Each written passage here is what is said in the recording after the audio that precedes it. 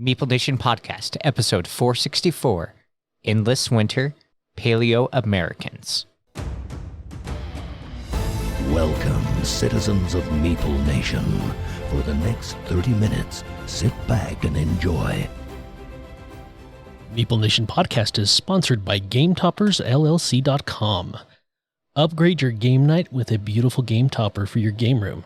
They have toppers of all sizes to fit any surface that you have. They also have various mats with absolutely stunning prints on their mats. The mats have stitched edges, the highest quality mats I have seen. If you like to have different upgrades to your games, I'm sure you'll also like to have different upgrades for your game topper.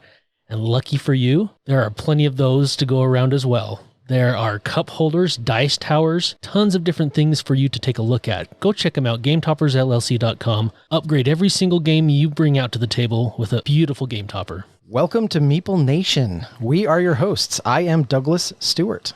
I am Nathan Howard. I am Logan Howard. And I am Andy Holiday. How did we manage to get the Howards sitting next to each other? It's because I took Dave's spot. Yeah, that's true. By the way, we should mention that Dave is MIA this week. We are minus a Dave today, so we miss him, but he is taking care of family today. I think he's got his priorities straight, so we'll let it go. We'll allow it. So when you say we're down a Dave, that implies that we have multiple Daves? Well, you never know. We could pick up another Dave sometime. I just want to cover my bases. You know, if we have a Dave in the future, but future listener is listening to this podcast in the past, I want him to know that we're down one of our multiple Daves. And you never know, you could replace me. You did replace me last time with Doug. Upgrade, I think, is the word you're looking for. Oh, correct. 100%. I do not concur with this statement. Citizens of Meeple Nation, let's have a chat for a second. Do you sometimes feel like you get nickeled and dimed at every corner? Let's face it, life is expensive and everyone wants a cut. But the one thing Poe taught me in the Kung Fu Panda is that there is no charge for awesomeness. Also, there is no charge for attractiveness. So, if the costs of life are getting you down, have we got some news for you? We have an awesome and, I dare say, pretty attractive website at meeplenation.com.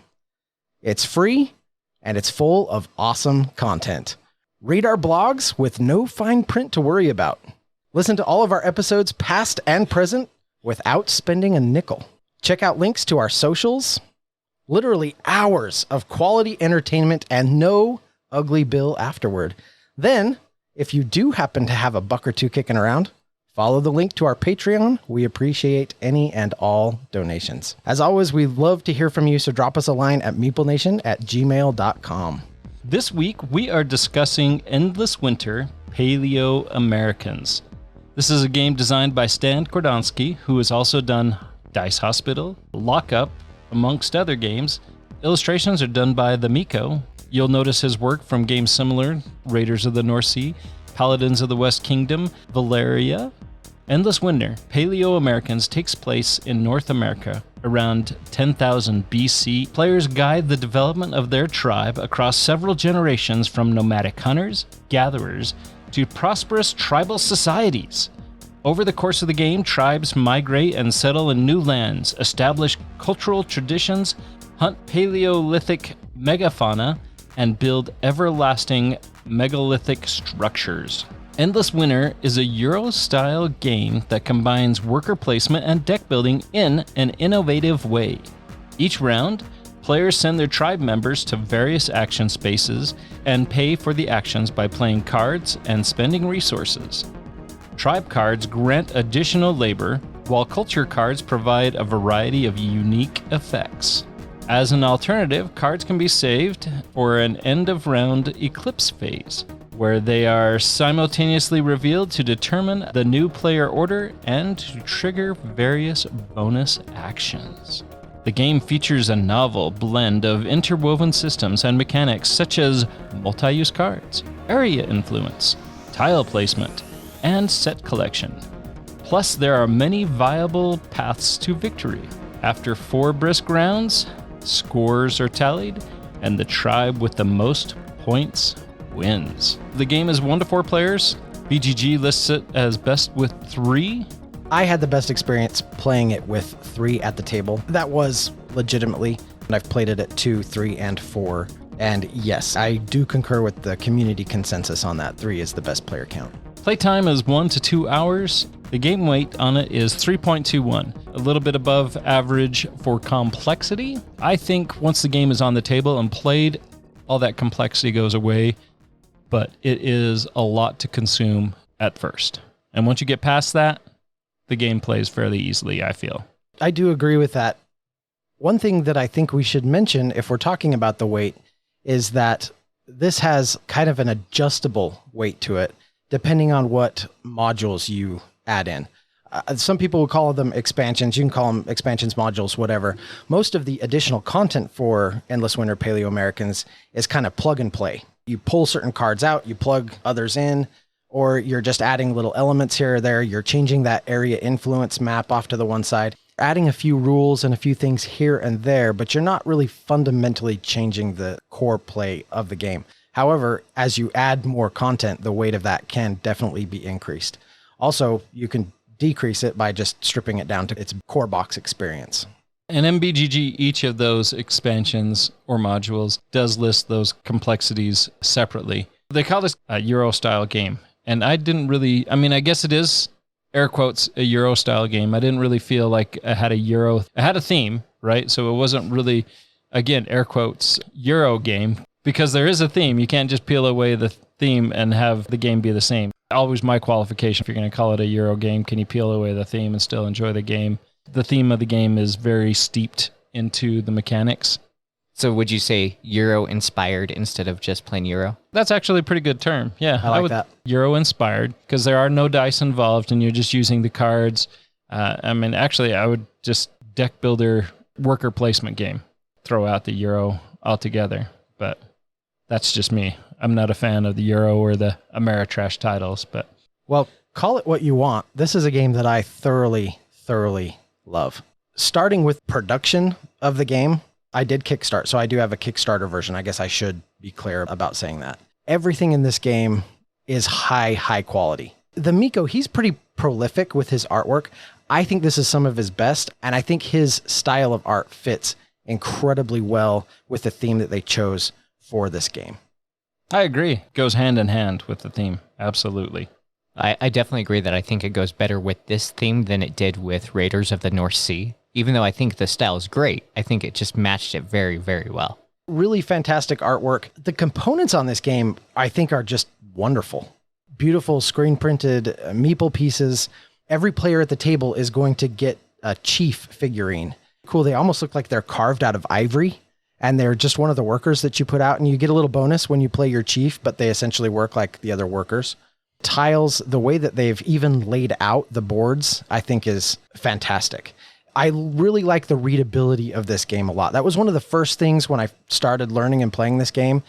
It does take a little bit of a rules teach, but as you're going through it, you can just clearly point to almost everything out there, whether it's on the board or on the cards, on the player aids, it doesn't matter. And once you understand mechanically how it works, all of the symbols and art and everything just click. It's like, okay, I'm going to take this action and I'm just going to follow it down. I'm going to do everything that it says. I'm reading my card. I can tell exactly what this card does. I know exactly what it gives me. I know what action I can take in that area influence game. I know when I can play a megalith out onto the megalith board. And so that was something that I really appreciated just straight out of the box with this game. I think it kind of helped me fall in love with it a little bit.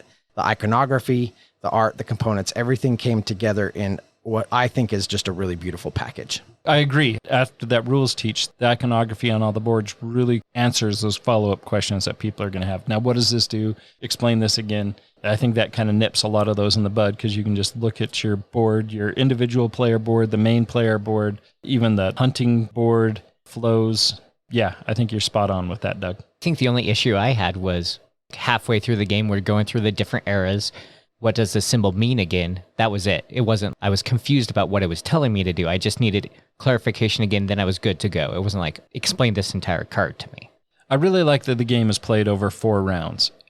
There's a lot going on in the game as individuals are placing their tribal members and trying to take advantage of those worker placement actions. I really like that the game still is narrowed down to those 4 rounds. Each round has unique steps that you take, but just the fact that it's a short game and can be played in a short amount of time, especially once you get past that rules teach, your second play is going to be much quicker than your first play as you're trying to absorb all that information. I like that because that allows the game to get played, put out on the table, processed much smoother the second time. You know, we mentioned this as being a deck builder worker placement game. And I think as far as the worker placement aspect, there are definitely games I think have a much stronger worker placement aspect to it. However, there are a lot of things that they have done with the deck building that I absolutely love. I really like the fact that you can hold cards in your hand to set yourself up for the next turn. Culling cards is a lot easier in this. Not only that, but when you cull a card, it can come from your play area, it can come from your hand, or it can come from your discard pile. And when you cull a card, you can actually score points for those cards that you've culled and put in your burial ground. There are a lot of things as far as the deck builder aspect of it that I think are wonderful. And to boot, if there's cards that you don't necessarily want in your hand for the next round, you can play them to give you bonuses during the eclipse phase. For me, that is the strongest aspect of this game. And what I think I enjoyed the most was the deck building part of it. Yeah, I would put deck builder over worker placement 100%.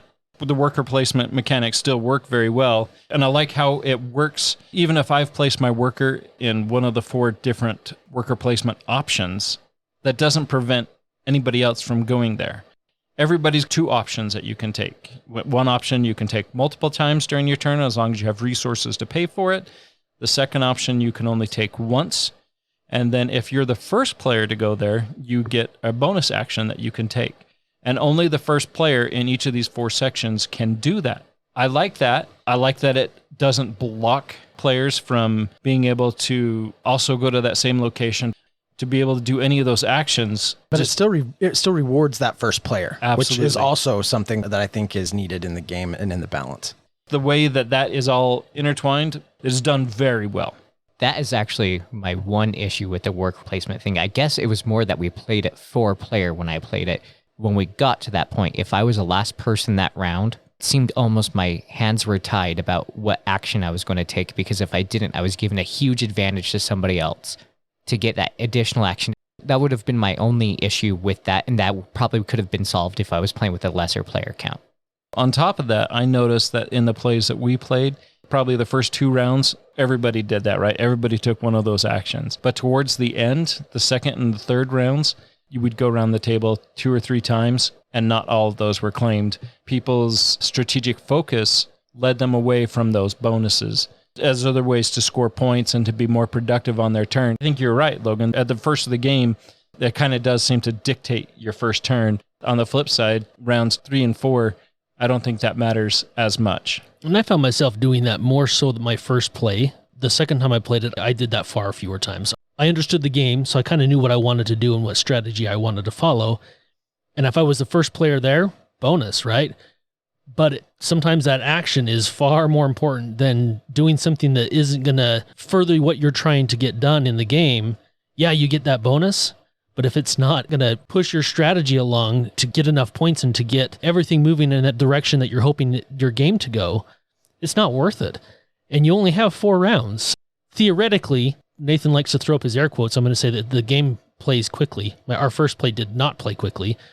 Our second play was much smoother, and it was still with 4 players, and it played quickly. To go back to what Andy was saying, I actually really do agree with Andy. And I think that once you've learned the system of the game, upon repeated plays, what you're really doing is choosing the best worker action spot, and then you want to augment that action with your cards. That interplay is, I think, one of just the absolutely brilliant things that this game does. Those bonuses are nice, but upon repeated plays, you start to realize you don't really want to mess up a strategy just for a couple of bonuses, for a couple of resources, or whatever that bonus may be. Now, sometimes timing things to get that bonus is critical, and you can implement it into your strategy. But the deck building in this game is so fun, and it uses these multi-use cards that do so many things for you. And one of the things that they can do for you is when you take a worker action spot, you play your cards, and by generating labor. And so by generating that labor, you are augmenting what your worker can do. And if you are timing your actions and doing everything in the right order, those bonuses almost don't even matter. That's true. And first playthrough, I really struggled with the resource management in this. Tools in particular. In my opinion, food's a little easier to get in the game. There are action spaces that allow you to find these animals, and you can choose to eat the animal or save it for points. Food is not near as big of an issue, I felt. Whereas tools, on the other hand, you have to play pretty much all aspects of the game in order to really be managing your resources and collecting the resources in order to take the actions and make those actions, like you said, Doug, to make those actions to where you're going to get the most out of it. And that's by playing cards and gaining resources at the end of rounds. And not only that, whether you want to play a card to enhance the action that you placed your worker on, or do you save that card for the eclipse phase, Exactly. which could potentially give you more resources and set you up so well for the next round. There are so many facets to look at and so many different ways to strategize and to give yourself a leg up for the next round or to just have a killer round that round. I really thought that was very well done. How the cards are integrated with almost every aspect of the game, I thought was so well done. My only argument still for my favor would be at the beginning of the game, your strategy that you could be going for could be influenced by those first few actions. First round, first turn, if you're leaving those valuable additional actions on the board, it could change the direction of, it wouldn't be a bad direction, just change the direction of when you initially sat down and where you thought you were going to go. I could see that may also be dictated a little bit by your chief. Because that's random. That's right, correct. so your chief is going to gain a bonus for a specific action on the board. Absolutely, that could very much lean you in one direction or another on what strategy you want to take. But I found, at least in the second play, that was fairly minimal. There were plenty of times I did not put my chief on the action that would be most beneficial as far as his powers were concerned, just because I needed that particular action to accomplish what I was trying to do. Logan, I think when you play it again, because you've only played this once, correct? Correct. Having played it twice, for me, the second play was vastly different. And how I went about formulating what I was trying to do, which actions I wanted to take. I was more easily able to see the path I wanted to take, whereas my first game, not so much. I was still trying to learn. It's like Nathan said at the beginning, that it looks complex. Once you learn it and learn the mechanisms in it, it's fairly simple. But there are several boards that are on the table. There's a lot going on. At least for me, for that first play, I was trying to figure out what the heck was going on each board and exactly how putting a monolith out, this area control board, trying to put down huts to try to get resources at the end of the round, and the worker placement and the cards. Anyway, there's a lot going on. If any of the listeners have played it once and didn't like it, I would highly recommend that you play it a second time. My first experience wasn't great, to be honest.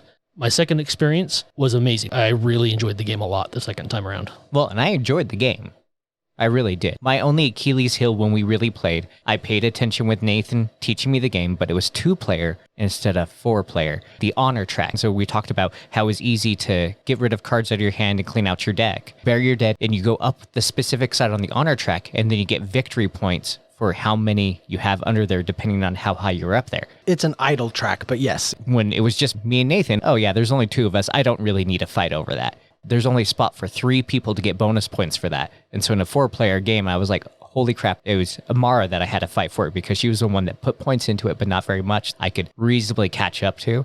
So that was my only Achilles heel, but that was a special circumstance. Well, and I think with this game, there's really no aspect that you can just ignore. You have to do at least a little bit of everything, I feel. The idle track, for example, in our last play, I ignored one side of it, but the other side I got to the very top, and that was where I scored the bulk of my point, getting the bonuses for the cards I had buried.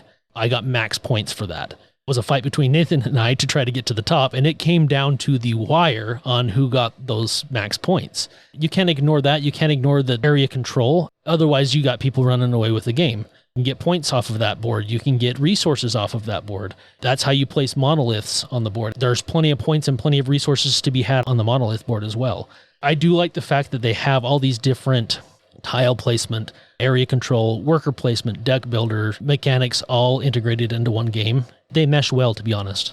Talk about the different parts of the board. So essentially there's 6 areas to focus. So you have the main board, which is shared by everybody, where you can take your worker placement actions. Each player has their individual player board, which allows you to track your food, allows you to track what actions you're going to earn during the eclipse phase. There's the animal board, primarily using that to hunt, to gain food as a resource, or to gain sets of similar animals. There's the idle board, which has two sides, one for counting points for your buried tribesmen, and then the other side give you end game points for the ratio of your resources that are left at the end of the game. If you go high enough in that track, your resources can be one resource for one victory point, which is pretty huge if you have leftover resources. And then the other focus is, as you mentioned, the terrain, where we build our huts, we explore, send out our tribes to conquer the land. That's the area control element that you're talking there. Finally, there's the megalith board, or the megalith section. You're doing research, you're like an exploration board. As you go out, you find food resources, find tribesmen, just a variety of resources that you can gain. And there are cards that will allow you to score on the amount that you've explored onto this megalith board. Going back to your player board, you can get the sacred stones, gain you either resources and or points during each eclipse phase. There is really a lot going on this game. As you take each piece, and Doug, like you mentioned, the iconography reads really well so that you can understand all this. There really is a diverse amount of possibilities to score and earn points. Exactly like you said, Andy, you can't really ignore one. You got to be doing okay on all of them and excelling at some. And you can't excel at them all. You're not going to be able to have the resources that you need in the amounts that you need to be able to excel at them all. But if you can excel at enough of them, they will help advance the other ones as well, which, again, like you said, Andy, blends that all very well to make a busy game an exceptional game, in my opinion. Yeah, because I think you run a big risk. I really do. I think when you're sitting down to develop a game and you're going to put racing up a track, area control, a chess-like back and forth with that monolith board, trying to decide what pieces to place where and timing everything when you're going to combine set collection, and all these board game mechanics that we talk about all the time. But when you're going to take all of them, deck building, worker placement, all this stuff, and throw it into one box, I think you run the risk of making something that kind of just falls apart or doesn't really work or becomes kind of just overwrought and convoluted. This game just meshes all of them in a way that feels just right to me. If you can't tell, I think I'm the one gushing the most about this game. I love this game. I think it's absolutely fantastic. From the get-go, I have just thought that this game was wonderful. All of those mechanisms blended together really, really work for me. And I've played other games that try to mix mechanisms and do some of these things. They don't hit like this one did. And we're not even talking the expansions. This is all content that's in the base game. Throw in the cave paintings expansion and you've got a roll and write element to it. One thing I don't think we've talked about too much is the set collecting and how the choices on that work. That's the hunting the animals. Either collect the cards for victory points if you get like a set of them, like you're saying, Doug. You can also consume said animals for resources, and some of those cards, it's a really tough choice. Some of the benefits you get, they're awesome. Forces you to make some tough decisions, because sometimes you need cards for your sets, but you got to hunt them and use them for the food and resources, or you can't do everything else you need to on that turn. It leaves you kind of noodling things out at the table in, I think, a really fun way. We play a lot of games together. There are plenty of games out there that have huge benefit to being starting player. This game has a very unique way of determining starting player every round. I'm curious of how you guys feel with the plays that we had on how important it was to be starting player. I didn't feel like it was huge. Yeah, there was a benefit for the reasons that we talked about, the worker placement where anybody can go there. Maybe you don't get the bonus. It's not like the cards that are available are different. The stacks are all the same, with the exception of the culture cards, because those are unique. But for the most part, I felt I was third player almost the entire time, every round on both games that I've played. And I didn't feel like I was hamstrung in any way being third player every time. I think the only advantage would be maybe you started the game like, hey, you're going to start off strong. You want to go your action. Mainly for me, it was when the culture cards got flipped from their first era to the second era, they became much more powerful and there were so many more choices. It was good to be first in that circumstance because then I had everything available instead of whatever's come to me, I'll see what's left. I think like so many things in Endless Winter, it's all about timing. 100%. Because I don't think that it's absolutely necessary to be the first player all the time. I agree with you, Andy. However, if you can pick the right time to become the first player, also, we do need to make mention that based on player order, you get beginning of round bonus, right? Or maybe it's end round. I can't remember where the timing is off the top of my head. But if you're the first player, you get to take the monolith action. Certain players get food, some get tools, so on and so forth. So if you time it right, you can pull the bonus for being the top player, play your monolith. You pull the bonus off the monolith board. You get to pull the bonus off of the worker placement spot that you want. You get first dibs on the new culture cards. You're right. You don't need to build a strategy around being the first player, but at the same time, when you time it and you do so cleverly, boy, it can really push you into those sort of upper echelons of gameplay. And sometimes you just luck out with it. Those sacred stones, when you're putting those tiles out there, if you're just second or third, like you were saying, Andy, because of other choices other people have made, it just works out perfect. That, wow, why wouldn't I do that action? You mentioned in that one of the top spots, like the top spot for the player count, being able to place a monolith out. I've never done that. Was never been in the top 2 spots. However, I think that they have done a great job mitigating not ever having that ability to place a monolith at the end of the round or the beginning of the round, getting that bonus. In the second game, at least, I focused on making sure I was able to do that with the area control board, that I could still place those monoliths and was still getting those bonuses and not being forced to ignore that board. That goes with any of the bonuses that you gain for player order. There's ways to mitigate not getting that. To me, that is a sign of a game that has a very strong design and is very robust. You don't have to put a catch-up mechanism in there. People don't have to feel like it's just a constant fight to be starting players so you can do what you want to do on your turn. I felt anyway that my strategy wasn't hindered.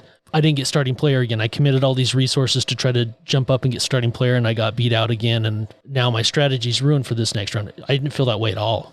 I think the game gives you lots of avenues and opportunities to build points and to build a strategy, and it makes you feel clever for pursuing all of them. And I think that's part of the genius design with Endless Winter. I don't think anything for this was Kickstarter exclusive. I like that. Yeah, I do too. That gives us a great overview of Endless Winter, Paleoamericans. We all really enjoyed it. I really enjoyed it. I too backed this one, and I am very excited to have it as well. I think it's a game that is going to shine even as a solo player game. It has a solo player option. Components are great. The gameplay was very enjoyable for me. I didn't have to focus directly on one thing, and I wasn't worried about being blocked out of an action. Actions always seem to be readily available. Just how you got there might be a little bit different than how Doug got there. Which is great for a worker placement game. There's been so many times I have woken grumpy Andy when we play something like Raiders of the North Sea of, "Oh, that was my spot!" I don't know what you're talking about. I think you're mistaking me with Dave. Oh, probably. Well, if you can't tell already, I absolutely love Endless Winter. I think this is a wonderful game. I will never, ever bat an eye at getting this one to the table. If anyone ever invites me, I'm in always. I also think we should just mention that this is Fantasia Games, their debut title. Boy, they really knocked it out of the park. For being a first game by a new publisher, I think they did a wonderful job. Not only that, but they're following it up with The Unconscious Mind, which also looks like an amazing game that I also backed. Keep your eye on Fantasia Games. If Endless Winter sounds good, and if this is one you've played and you like, this is going to be a publisher to watch moving forward. After having a sour-ish experience for my first play, I'm really glad that I gave this a second shot. My opinion was completely changed with this. Great game. Had a lot of fun. I love the interwovenness of all of the different mechanisms. As I stated before, the aspects of the deck building is such a highlight for me, such a high point in the game, and how well it works. Unlike a normal deck builder that you're going through your deck fairly quickly, you don't in this. But yet that seemed okay. It was very enjoyable. I too, Doug, would not bat an eye getting this to the table. It was fun. I would thoroughly give it 2 thumbs up. The only other game would see come this close to mastering that chaos for me would be Merchant's Cove. That's a high praise for me because I do really love that game. Let's wrap this up, clear off the table, and set it up and play it again. Until next time. We'll see you braving the Ice Age and settling Paleo-America at the game table. As always, we want to thank you for listening. Check out our website. We have all sorts of cool things there. Love those blogs. Get a deeper look into the writing side of Meeple Nation. Join our Facebook group, Meeple Nation Off Air. I look forward to seeing you there. Follow us on Twitter, @Meeple Nation. We also have Instagram. Under the same name. We also want to thank our sponsor, GameToppersLLC.com. We love their product, and they have so much goodness out there. And we also want to thank Braden Detergent for our music. It's free, and it's full of awesome content. Which is also free. Yes. I just said that. Okay. Shutting up right now. Dave is not here, is what we just got done saying, Nathan. It's free. Okay, Doug, we just went over this with Nathan. Okay, We I got passed it. Okay. It's free and full of awesome content. Listen to all of our episodes, past and present. Is that because it's President's Day? Yep, it is President's Day. Listen to all of our episodes, past and present. That's you, Nathan. I know. Okay. He's too stunned by my Meeple Nation intro to speak. I've left him speechless. I think that gives us a great overview of